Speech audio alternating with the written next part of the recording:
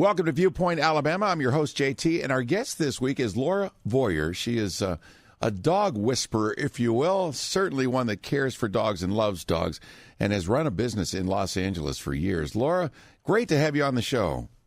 I'm so happy to be here. Thanks for having me on. Laura, let's talk about your book now. You wrote a book called The Pet Sitter's Tale, and you're also the owner of a pet care company called Your Dog's Best Friend. You want to start with the book or your business first?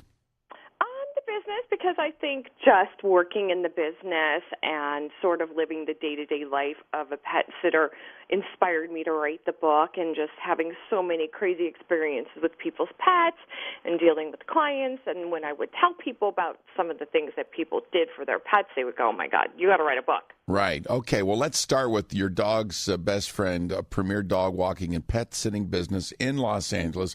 Are you from L.A. or did you transplant there? Not from. We have a joke in LA. Is anybody really from LA? No, I'm from Chicago. Came out here in 2002. I was actually a makeup artist. I'd gone to school to be a makeup artist and worked pretty successfully in Chicago, working in film and television and doing a lot of corporate videos. And thought, well, I'm going to make the leap to L.A. It seems to be the natural transition. Mm-hmm. And when I got to L.A., just really failed miserably. Oh, well. And I was, struggling and sort of getting to the point where I was, really starting to think that I had made a bad choice and the wrong decision. And I was doing anything and everything to make extra money. I had agreed to walk a dog for a gal who was a struggling actress, go figure. And when I was walking her dog, I ran into Paula Poundstone, of all people, and Paula said to me, hey, are you a professional dog walker? And I said, yep, I am. Yes, yes, I am. How can you tell? So she hired me to walk her dog. And after that, it just kind of snowballed. She told her friends. Her neighbors saw me coming around the same time every day. They saw how excited their dogs were to go on the walks. And it just really, snowballed. Thankfully, it did. And, after that, I just stopped getting any calls to be a makeup artist anymore. It was like that door opened, the other one closed, and I went on my way. Well, I tell you, God's plan for us sometimes is really surprising. You just think, would you have ever thought that you'd be a pet sitting, dog walking entrepreneur when you were in Chicago? Absolutely not. Never occurred to me. Not. I didn't even know that existed, because in Chicago, people, it's a different kind of vibe. The weather can be extremely cold or extremely hot. People were not really hiring professional pet sitters and dog walkers. Mm-hmm. When I was living there. It wasn't an option. I never thought of it. I think it's a great idea, and I know we've got some in our area here. There's a lady in our neighborhood that does it, and you'll see her out there with 4 or 5 dogs at the same time, and I think it's awesome, and the businesses seem to be doing quite well. You're also dedicated to pet rescue. I've got 2 Goldens. We've always had 2 at the same time, and I just love our Golden Retrievers. Let's talk about a little bit of how you got involved with pet rescue as well. Did this obviously happen when you got to Los Angeles too?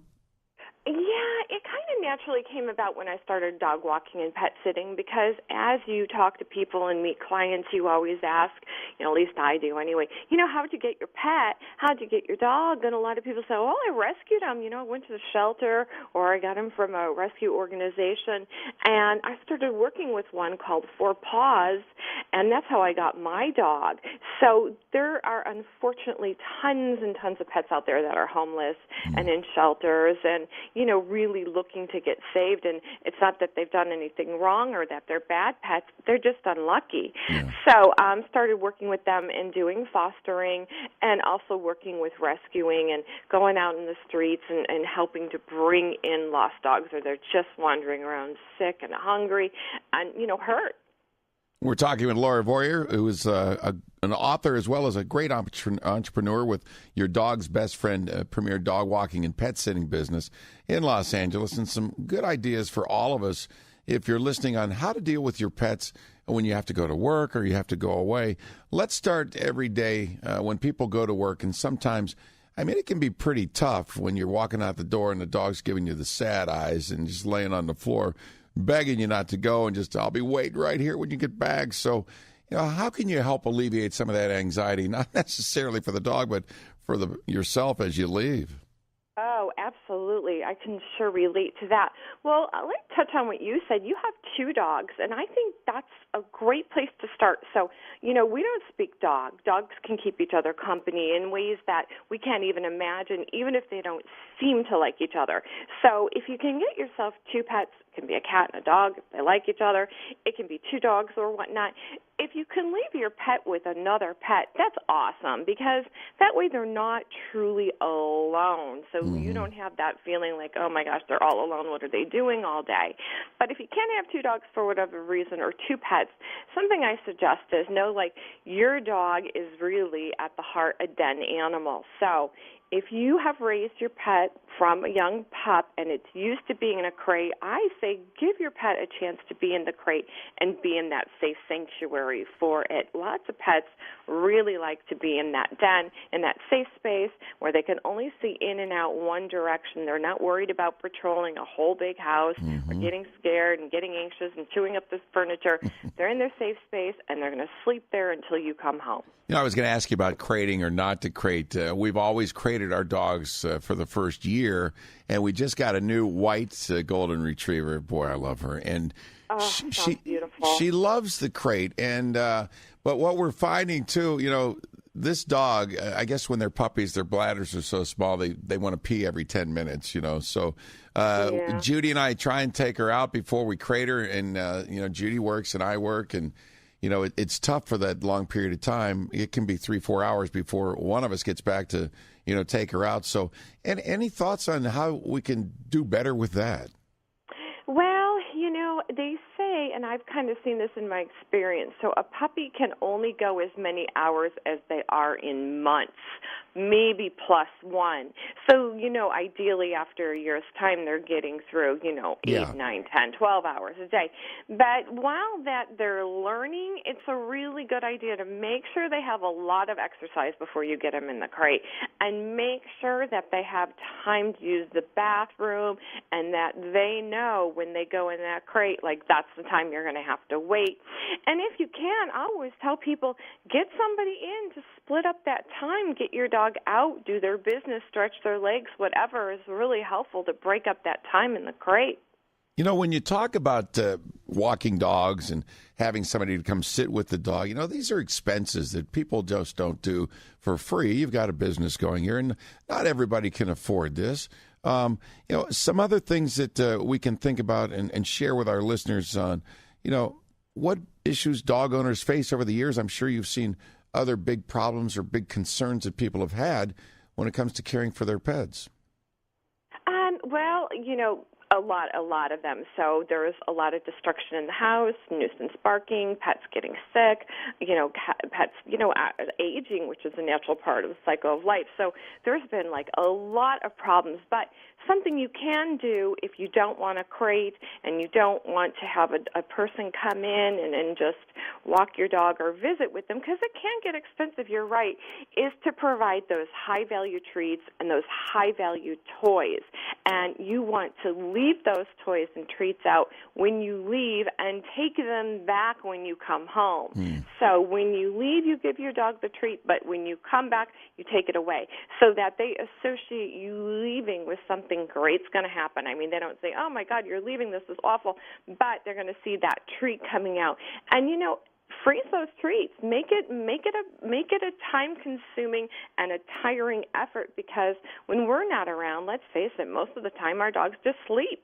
Yeah, my dogs absolutely love having a radio or a television on when we're not gone. And Judy, you said, no, we don't talk dog. It's good to have 2 dogs. But I think Judy's the only person I've ever met that really does talk dog herself. Oh, you baby talk to your dog? Well, it's, she used to do that.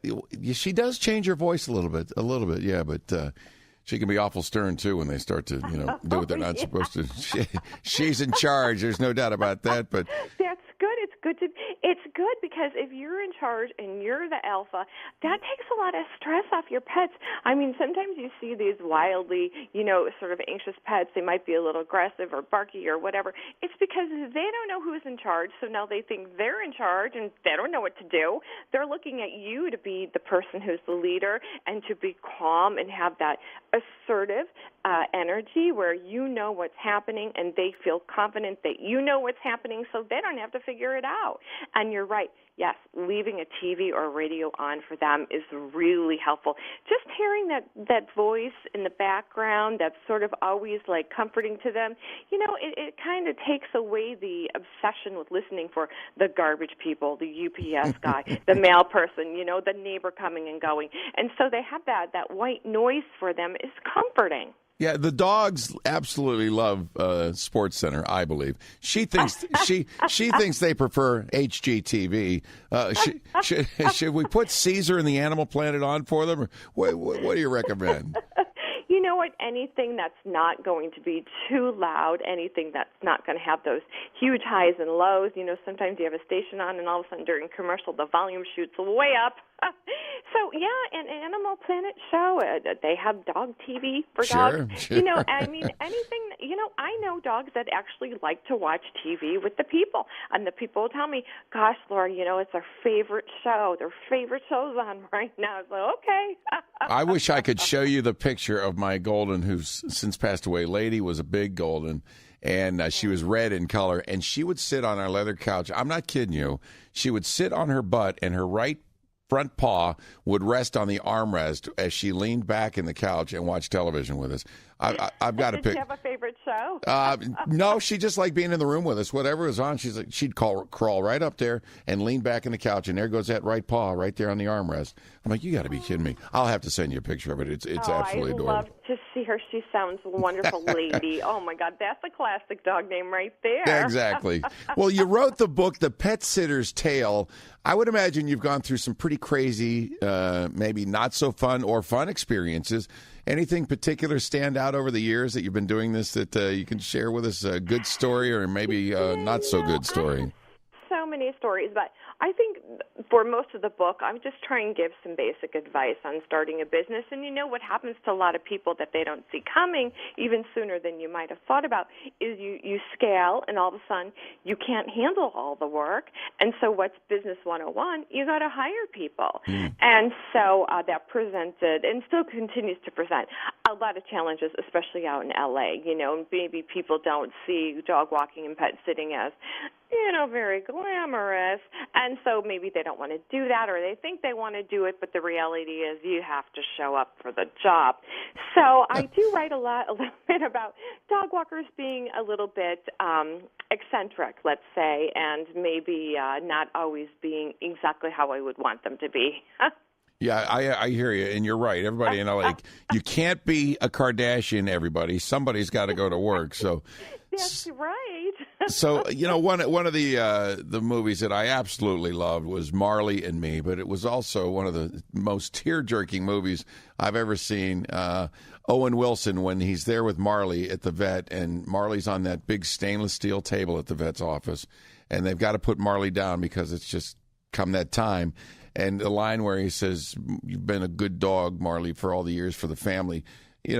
Coming to that decision is always hard for a dog owner. I didn't think it was going to be a big deal when we took our Cocker Spaniel years ago in, because she, had stopped eating a lot and was peeing everywhere, couldn't see. And the vet basically said, look, you've got to make the decision based on the quality of the life of the dog. And I'm going to let you guys do that, but I'm here if you need me. And we went back and I thought, you know what, this is going to be humane to do for the dog. It's really struggling.